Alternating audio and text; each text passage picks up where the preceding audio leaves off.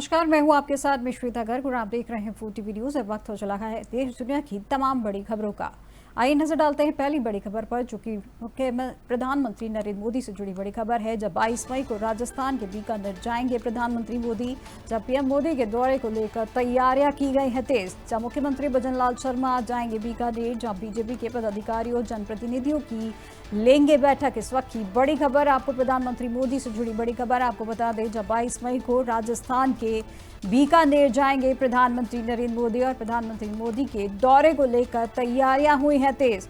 मुख्यमंत्री भजनलाल शर्मा जाएंगे बीकानेर और वहां पे तैयारियों का लेंगे जायजा और उसी के साथ बीजेपी के पदाधिकारियों जनप्रतिनिधियों की लेंगे बैठक। इस वक्त की बड़ी खबर आपको बताई जा रही है।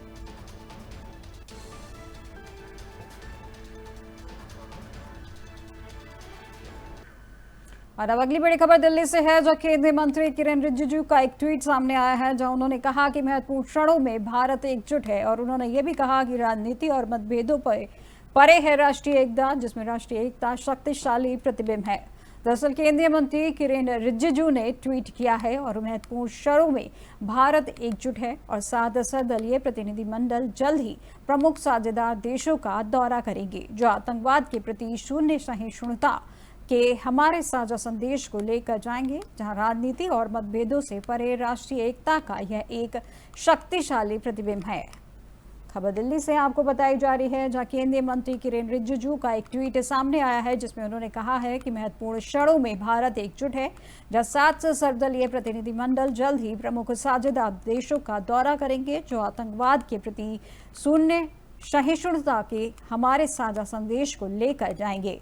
राजनीति और मतभेदों से परे है राष्ट्रीय एकता का यह एक शक्तिशाली प्रतिबिंब है।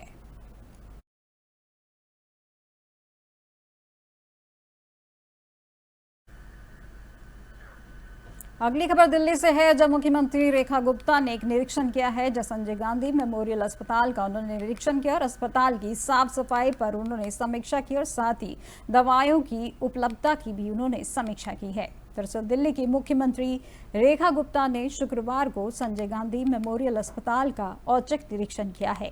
निरीक्षण के दौरान उन्होंने अस्पताल की साफ सफाई, मरीजों की सुविधाएं और दवाओं की उपलब्धता की समीक्षा की है। मुख्यमंत्री ने डॉक्टरों और स्टाफ से बातचीत कर उनकी समस्याएं भी जानी। उन्होंने अधिकारियों को निर्देश दिए कि मरीजों को बेहतर स्वास्थ्य सेवाएं सुनिश्चित की जाएं और व्यवस्थाओं में किसी प्रकार की लापरवाही बर्दाश्त नहीं की जाएगी।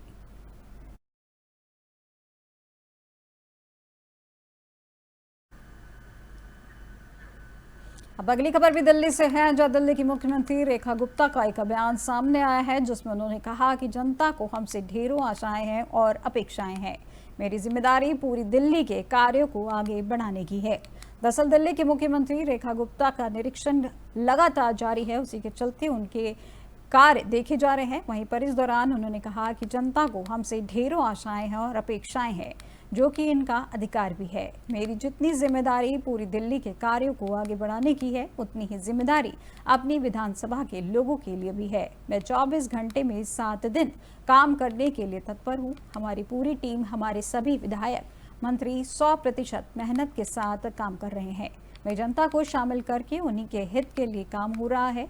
मैं आज केंद्र की सभी योजनाओं को हम धरातल पर लेकर आए हैं और सरकार के अभी 100 दिन भी पूरे नहीं हुए हैं। हमारा प्रयास है कि कैसे सरकार का एक भी दिन व्यर्थ ना जाए और एक एक क्षण जनता के उपयोग में आए, और ऐसी ही हमारी मंशा है। और जनता को ढेरों आशाएं और अपेक्षाएं हैं और इनका हक भी है। आज इस क्षेत्र ने मुझे दिल्ली में सर्वाधिक मतों से जिता करके भेजा है और एक आशा उनको सरकार के अंदर और अपनी विधायक के अंदर दिखती है। मेरी जिम्मेवारी जहां पूरी दिल्ली के लिए कामों को आगे बढ़ाने की है, उतनी ही जिम्मेदारी विधानसभा के लोगों के प्रति भी है। मैं मुख्यमंत्री के नाते 24/7 अपने इस राज्य के लिए काम करने के लिए तत्पर हूं। हमारी पूरी टीम, हमारे सभी विधायक, हमारे सभी मंत्री टीम वर्क के साथ 100% मेहनत और 100% टीम वर्क इसके साथ काम कर रहे हैं। और ये काम कभी जनता ने पहले इस तरीके से देखा ही नहीं कि मिलकर के भी कभी हो सकता है। वहां तो मैं होती थी और यहाँ आप लोगों को, जनता को इन्वॉल्व करके उनके हित के लिए काम हो रहा है। आज केंद्र की जितनी योजनाएं हैं उसको हम धरातल पे लेकर के आए हैं। आज आयुष्मान योजना, वय वंदन योजना, आरोग्य मंदिर, ये सारे के सारे काम जो है दिल्ली की जनता के हित में किए जा रहे हैं। नई नई योजनाएं, चाहे वो एयर पॉल्यूशन को कम करने के लिए हो, यमुना सफाई को पूरा करने के लिए हो।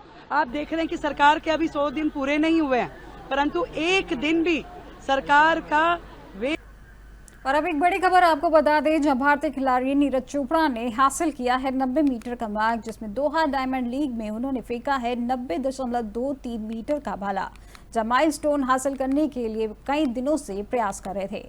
आखिरकार नीरज चोपड़ा ने 90 मीटर मार्क हासिल कर लिया है। जहां नीरज चोपड़ा ने शुक्रवार रात को दोहा डायमंड लीग में 90.23 मीटर भाला फेंका है। वे जिस माइलस्टोन को हासिल करने के लिए पिछले 8 साल से प्रयास कर रहे थे, उसे हासिल करने के बाद उन्होंने कहा कि इस सीजन में और भी 90 मीटर थ्रो आने वाले हैं। आज से ठीक 9 महीने 7 दिन पहले 9 अगस्त 2024 को नीरज ने पेरिस ओलंपिक में सिल्वर जीतने के बाद कहा था कि आज मेरा दिन नहीं था। मुझे लग रहा था कि आज वो दिन है जब 90 मीटर का थ्रो आएगा, लेकिन भगवान को कुछ और ही मंजूर था। ऐसे में सवाल उठता है कि 9 महीने 7 दिन में नीरज ने 90 मीटर की बाधा कैसे पार कर ली।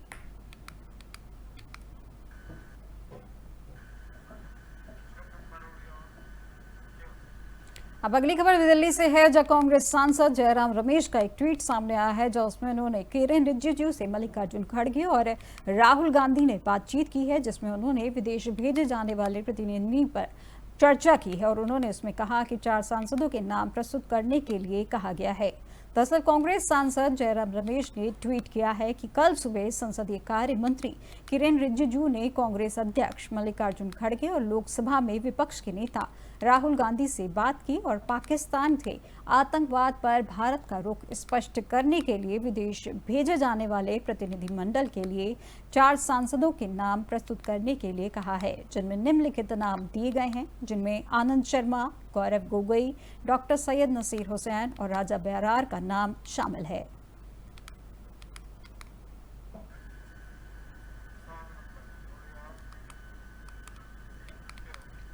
अब खबर अजमेर से है, जहां भारत और तुर्की के बीच हालिया तनाव पर फैसला किया गया है, जहां सेब व्यापारियों ने तुर्की के सेबों का बहिष्कार किया है। जहां अजमेर के व्यापारियों में विरोध की भावना लगातार जारी है। दरअसल अजमेर राजस्थान में भारत और तुर्की के बीच हालिया तनाव के बीच सेब व्यापारियों ने तुर्की के सेबों का बहिष्कार करने का फैसला किया है। तुर्की द्वारा पाकिस्तान को समर्थन दिए जाने के बाद अजमेर के व्यापारियों में विरोध की भावना है। व्यापारियों का कहना है कि तुर्की के कदम से भारत के प्रति उनके दृष्टिकोण में बदलाव आया है और अब वे तुर्की के सेब नहीं खरीदेंगे। यह निर्णय स्थानीय बाजार में तुर्की से आयातित सेब की बिक्री पर असर डाल सकता है। वे व्यापारियों ने अन्य देशों से सेब खरीदने की योजना बनाई है।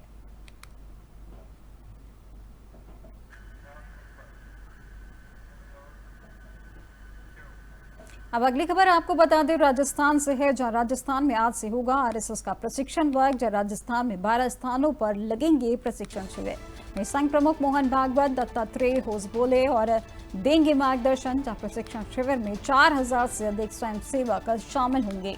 स्वयंसेवक शारीरिक, सैद्धांतिक और व्यवहारिक प्रशिक्षण लेंगे, जहां स्वयंसेवकों को राष्ट्र सेवा के कई तरह के पाठ भी पढ़ाए जाएंगे। इस वक्त की बड़ी खबर, आपको राजस्थान से जुड़ी बड़ी खबर आपको बता दें, जहां आज आपको बता दें कि आज से होगा आरएसएस का प्रशिक्षण वर्ग। जहां राजस्थान में 12 स्थानों पर लगेंगे प्रशिक्षण शिविर, जिसमें संघ प्रमुख मोहन भागवत, दत्तात्रेय होसबोले देंगे मार्गदर्शन।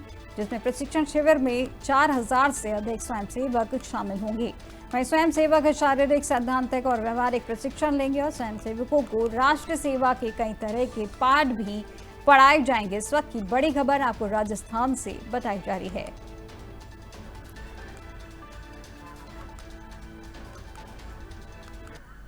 अब अगली बड़ी खबर आपको बता दें, जहां गया जिले का बदला गया है नाम, जिसमें बिहार के मुख्यमंत्री नीतीश कुमार ने नाम बदला है, जिसमें गया जी कर दिया गया है गया जिले का नाम। दरअसल बिहार के मुख्यमंत्री नीतीश कुमार ने गया जिले का नाम बदलकर गया जी कर दिया है, जिससे इसे और अधिक ऐतिहासिक और धार्मिक पहचान मिल गई है। यह निर्णय क्षेत्र की सांस्कृतिक विरासत और धार्मिक महत्व को सम्मान देने के उद्देश्य से लिया गया है। गया जी हिंदू धर्म में पिंडदान और पूर्वजों की मोक्ष प्राप्ति के लिए प्रसिद्ध स्थान नाम है, जहां नाम परिवर्तन के बाद स्थानीय लोगों और तीर्थयात्रियों में उत्साह देखा जा रहा है। वहीं सरकार का मानना है कि इससे पर्यटन को भी बढ़ावा मिलेगा। गया जिले का बदला गया है नाम, इस वक्त की बड़ी खबर आपको बताई जा रही है, जहां बिहार के मुख्यमंत्री नीतीश कुमार ने गया जिले का नाम बदलकर गया जी कर दिया है, जिससे इस ओर अधिक ऐतिहासिक और धार्मिक पहचान मिल गई है। यह निर्णय क्षेत्र की सांस्कृतिक विरासत और धार्मिक महत्व का सम्मान देने के उद्देश्य से लिया गया है। वहीं गया जी हिंदू धर्म में पिंडदान और पूर्वजों की मोक्ष प्राप्ति के लिए प्रसिद्ध स्थान है। वहीं नाम परिवर्तन के बाद स्थानीय लोगों और तीर्थयात्रियों में उत्साह देखा जा रहा है। वहीं सरकार का मानना है कि इससे पर्यटन को और भी बढ़ावा मिलेगा।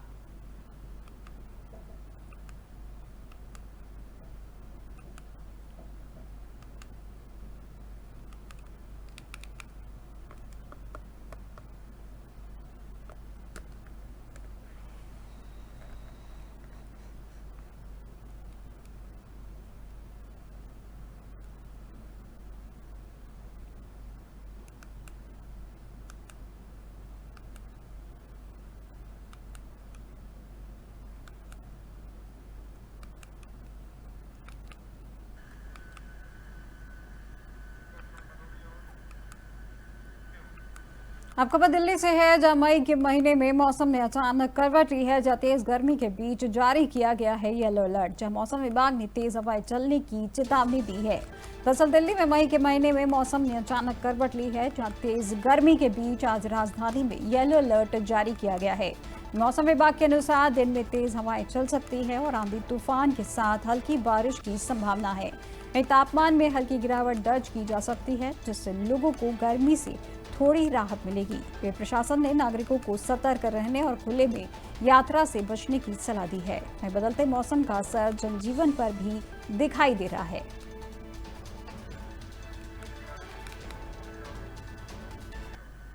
अब खबर देहरादून से है, जहां उत्तराखंड में भी मौसम की अपडेट सामने आई है, जहां प्रदेश भर में लगातार मौसम बदल रहा है, जहां तेज हवाएं चलने के साथ हल्की बूंदाबांदी हो रही है।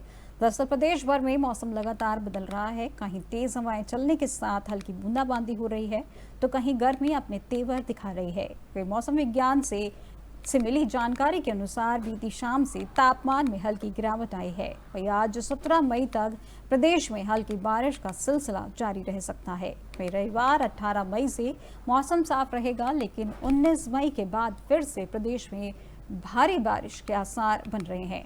वहीं पर मौसम विज्ञान केंद्र के निदेशक विक्रम सिंह ने चारधाम यात्रा के लिए आने वाले श्रद्धालुओं को बारिश के दौरान नदी नालों और गदेरे से दूर रहने की सलाह दी है।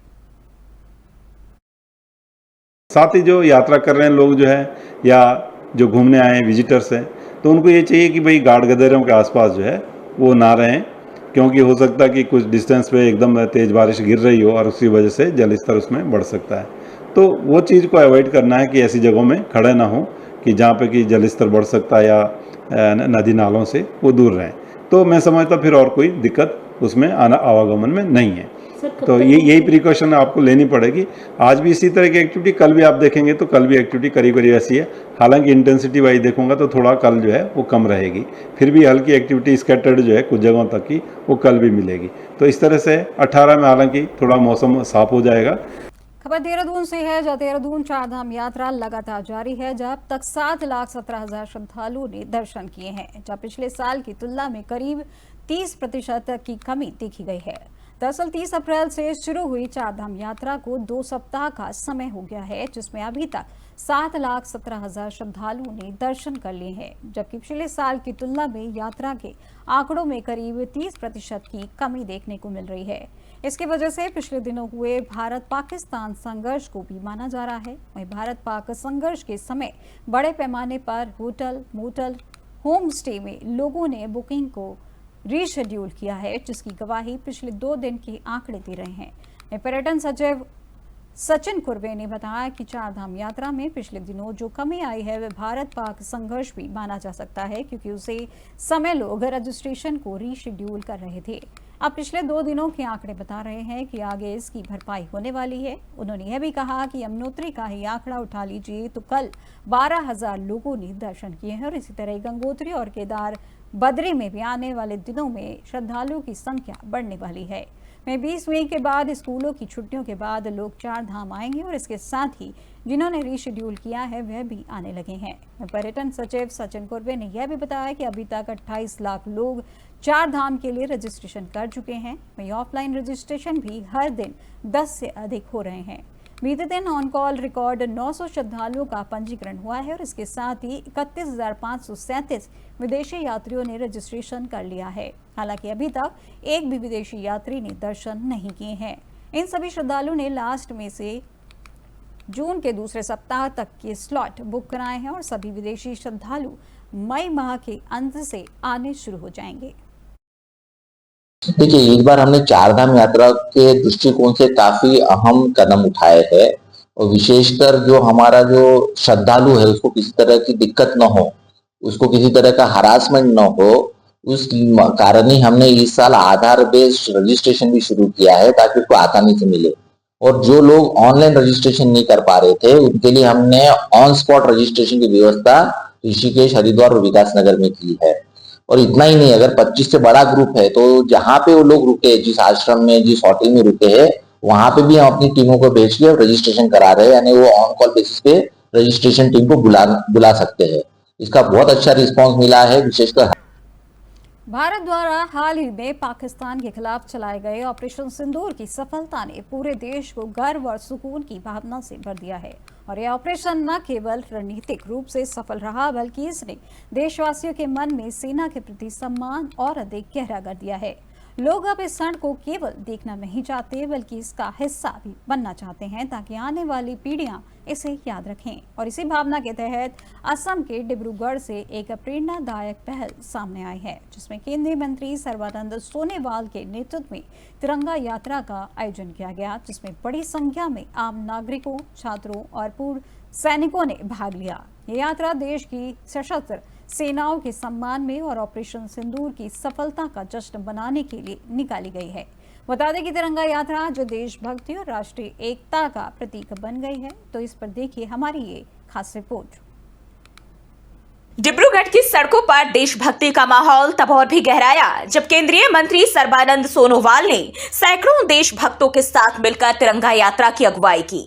यह यात्रा भारतीय सशस्त्र बलों की वीरता और समर्पण को नमन करने का प्रतीक बन गई। इस मौके पर केंद्रीय मंत्री ने कहा कि हम ऑपरेशन सिंदूर की सफलता पर तिरंगा यात्रा निकाल रहे हैं। दुनिया ने भारत माता की शक्ति देखी है। प्रधानमंत्री नरेंद्र मोदी के नेतृत्व में भारत एक शक्तिशाली राष्ट्र के रूप में उभरा है और हमें इस पर गर्व है। हाँ, तिरंगा यात्रा हमारे परम आदरणीय प्रधानमंत्री जी के नेतृत्व में पाकिस्तान के खिलाफ, आतंकवादी के खिलाफ हमने जो लड़ाई लड़ी, इस लड़ाई में प्रचंड जीत हुई। तो इसलिए आज तिरंगा यात्रा हम इसको सफल बनाने के लिए, मनाने के लिए सभी कार्यकर्ता निष्ठापूर्वक जुड़े हुए हैं। तो इसलिए आज भारत माता की शक्ति दुनिया ने देखी है और हमारे देश के आदर्शवादी नेता, सबसे शक्तिशाली नेता, विश्व का सबसे लोकप्रिय नेता मोदी जी के नेतृत्व में आज भारत दुनिया का एक बहुत बड़े शक्तिशाली राष्ट्र के हिसाब से उभर के आया है। तो इसलिए हम सब गर्व महसूस करते हैं। बता दें कि इस अवसर पर स्कूली बच्चों, पूर्व सैनिकों और नागरिकों ने भारी भागीदारी से यह साबित कर दिया कि देश की सुरक्षा केवल सीमाओं पर तैनात सैनिकों की नहीं बल्कि हर नागरिक की जिम्मेदारी है। यात्रा के दौरान भारत माता की जय और वंदे मातरम के नारों से पूरा वातावरण गूंज उठा। ऑपरेशन सिंदूर हाल ही में भारतीय सेना के द्वारा अंजाम दिया गया एक विशेष सैन्य अभियान था, जिसने न केवल पाकिस्तान को करारा जवाब दिया बल्कि अंतर्राष्ट्रीय स्तर पर भारत की रणनीतिक क्षमता और निर्णायक नेतृत्व का स्पष्ट संकेत भी दिया। इस ऑपरेशन की सफलता ने यह साबित कर दिया कि भारत अपनी संप्रभुता और राष्ट्रीय सुरक्षा के मामलों में भी किसी भी स्तर पर समझौता नहीं करता। यह अभियान अत्यधिक सटीकता और योजना के साथ संचालित किया गया, जिसमें दुश्मन के ठिकानों पर निशाना साधा गया और उन्हें गंभीर क्षति पहुंचाई गई। भारत ने यह संदेश दिया कि जब बात देश की रक्षा की हो तो वह पूरी ताकत और आत्मविश्वास के साथ खड़ा होता है। ऑपरेशन सिंदूर ने न केवल सशस्त्र बलों की क्षमता को दर्शाया, बल्कि आम जनता के मन में भी गर्व और आत्मबल की भावना को बेहद मजबूत किया। डिब्रूगढ़ की यह तिरंगा यात्रा सिर्फ एक मार्च नहीं, बल्कि एक राष्ट्र की भावनाओं का जीता जागता प्रमाण है। यह साफ संदेश देता है, भारत अब चुप रहने वाला नहीं, बल्कि अपने गौरव और जब देश की सीमाएं खतरे में हो और आसमान से मिसाइलें या ड्रोन हमला करे, तब सिर्फ सैनिकों का हौसला नहीं, बल्कि तकनीक भी दुश्मन को जवाब देती है। हाल ही में भारत पर हुए ड्रोन और मिसाइल हमलों की कोशिशों को भारतीय वायु रक्षा प्रणाली ने नाकाम कर दिया है और इसमें सबसे अहम भूमिका निभाई है रूस से हासिल की गई अत्याधुनिक मिसाइल प्रणाली S-400 ट्रायम्फ ने। और इस सफलता ने एक बार फिर S-400 को भारत की आसमान की ढाल साबित कर दिया है। लेकिन अब जो खबर आ रही है वह पाकिस्तान के लिए और भी डरावनी हो सकती है, क्योंकि रूस का अगली पीढ़ी का एयर डिफेंस सिस्टम यानी S-500 अब दुनिया के सामने आने को तैयार है, जिसे लेकर फिर से चर्चा तेज हो गई है। क्या है इसकी खासियत और दुश्मन के लिए ये कितना घातक हो सकता है, आइए समझते हैं इस रिपोर्ट के जरिए। Air defence system S-500 S-400 से भी अधिक एडवांस और घातक है। बेहतर रेंज, तेज रिएक्शन टाइम और अंतरिक्ष से आने वाले खतरों को भी नष्ट करने की क्षमता से लैस। अगर भारत को आने वाले समय में S-500 की आपूर्ति होती है तो यह देश वायु रक्षा को नई ऊंचाई पर पहुंचा देगा। पाकिस्तान जैसे देशों के लिए यह एक रणनीतिक झटका होगा, क्योंकि S-500 की मौजूदगी से भारत का हवाई कवच लगभग अभेद्य हो जाएगा। यानी कि मतलब साफ है कि अब भारत की हवाई सुरक्षा और मजबूत होने की दिशा में आगे बढ़ रही है। रूस से मिले अत्याधुनिक S-400 ट्रायम्फ सिस्टम की तैनाती के बाद अब भारत की नजर उससे भी एक कदम आगे की तकनीक पर है, S-500 मिसाइल डिफेंस सिस्टम। दरअसल रूस ने प्रधानमंत्री नरेंद्र मोदी की हालिया मॉस्को यात्रा के दौरान इस नई पीढ़ी की वायु रक्षा प्रणाली के संयुक्त उत्पादन का प्रस्ताव दोबारा रखा। अगर यह समझौता होता है तो भारत न केवल अपनी सीमाओं को और सुरक्षित कर सकेगा, बल्कि अत्याधुनिक रक्षा तकनीक के निर्माण में भी आत्मनिर्भरता की ओर कदम बढ़ाएगा। हाल ही में भारत पर हमले की कोशिश। 7 मई 2025 की सुबह भारत ने पाकिस्तान और पीओके यानी पाकिस्तान अधिकृत कश्मीर के 9 ठिकानों पर सर्जिकल हमले किए। इसके जवाब में पाकिस्तान की ओर से ड्रोन और मिसाइल के जरिए भारत के सैन्य प्रतिष्ठानों को निशाना बनाने की कोशिश हुई, लेकिन ये हमले S-400 ट्रायम्फ और एकीकृत काउंटर UAS सिस्टम की वजह से सफल नहीं हो पाए। S-400 ट्रायम्फ दुश्मन के लिए सुदर्शन चक्र। S-400 ट्रायम्फ रूस द्वारा विकसित एक mobile surface to air defence system है। इसे साल 2007 में रूस ने पहली बार अपनी सेना में शामिल किया था। यह प्रणाली विमान, ड्रोन, क्रूज मिसाइल और यहां तक कि बैलिस्टिक मिसाइल जैसे हवाई खतरों को 400 किलोमीटर दूर से पहचान सकती है और उन्हें मार गिरा सकती है। भारत ने इस प्रणाली को सुदर्शन चक्र नाम दिया, जो अपने आप में एक संकेत है कि यह कितनी घातक और बहुस्तरीय सुरक्षा प्रदान करती है। भारत और रूस के बीच हुआ था बड़ा सौदा। भारत ने अक्टूबर 2018 में रूस से 5.43 अरब डॉलर की लागत से 5 S-400 रेजिमेंट खरीदने का समझौता किया था। अब तक 3 रेजिमेंट भारत को मिल चुकी है और 2026 तक आने की उम्मीद है। रूस यूक्रेन युद्ध के कारण इसमें कुछ देरी हुई। पहला स्क्वाड्रन 2021 में भारत पहुंचा था। ये आदमपुर और हलवारा एयरबेस पर तैनात है। एक स्क्वाड्रन में 2 बैटरियां होती है। एक बैटरी में 8 लॉन्चर वाहन यानी TEL, 2 रडार और 1 कमांड पोस्ट होता है। कैसे करता है S-400 काम? यह सिस्टम बेहद तेज और सटीक है। इसे तैनात करने में केवल 5 मिनट लगते हैं। एक साथ यह 300 हवाई लक्ष्यों को ट्रैक कर सकता है और उनमें से 36 को एक साथ निशाना भी बना सकता है। S-400 4 तरह की मिसाइलें इस्तेमाल करता है। 40N6E 400 kilometre range, 48N6E3 250 kilometre range, 9M96E2 120 kilometre range, 9M96E 40 kilometre range. यानी इन मिसाइलों की मदद से ये सिस्टम अलग अलग दूरी और ऊंचाई से आने वाले खतरों को ढूंढता है और खत्म करता है। क्यों है S-400 इतना जरूरी? दुश्मन के विमान या ड्रोन को पहले ही करता है ट्रैक, अत्यधिक ऊंचाई और लंबी दूरी से भी कर सकता है हमला। इलेक्ट्रॉनिक जामिंग यानी GPS ब्लॉक करना इससे प्रभावित नहीं होता। एक ही समय में कई खतरों से निपट सकता है, किसी भी दिशा से आने वाले हमले को रोक सकता है।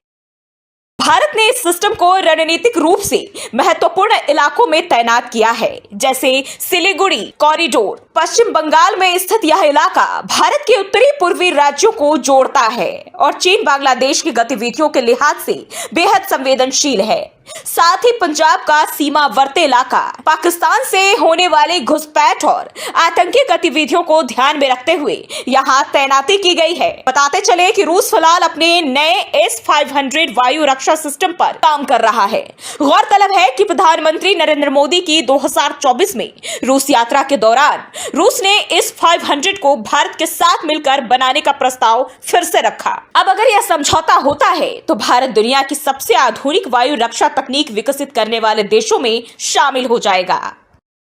Air defence system S-500 S-400। देश दुनिया की तमाम बड़ी खबरों में फिलहाल बस इतना ही और अधिक जानकारी के लिए देखते रहिए 4TV न्यूज़। नमस्कार।